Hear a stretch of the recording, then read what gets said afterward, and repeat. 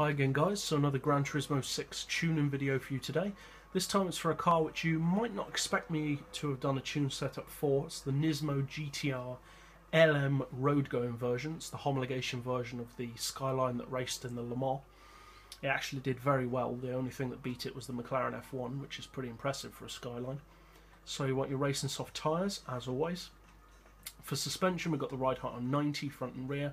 Rounded off the springs to 850 and 6. The dampers and anti-roll on 4 as usual.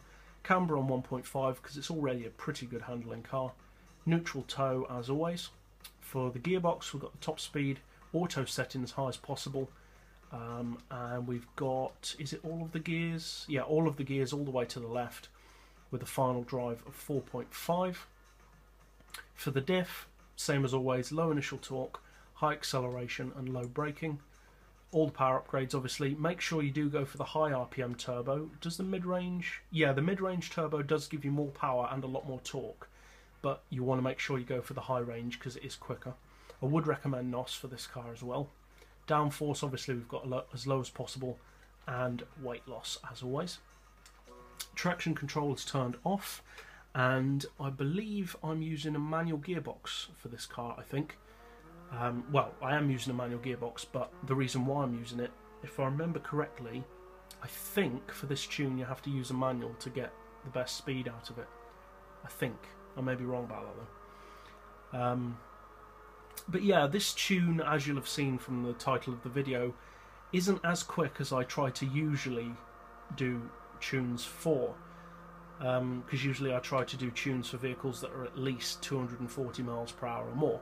Unless there's special circumstances, like for instance it's a low powered classic car with a really good top speed even though it is lower than 240, or if it's something like a rally car, then under those circumstances I might make an exception.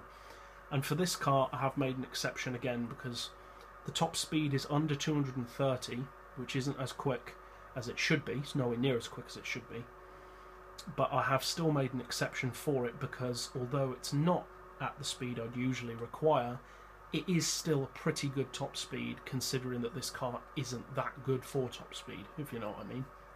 And also because it is a pretty nice car. It's a desirable Skyline. It's pretty much the most exotic Skyline you can buy, or that you can't buy, as the case may be. But yeah, it's a pretty quick motor. It's nowhere near the red line, so it does about, I think it hits like 270 or 280 with slip. Likewise with NOS, so it's pretty impressive. Considering it's not as good as the other Skylines, it still holds its own quite well. So yeah, hope this tune setup helps, and as always, thanks for watching.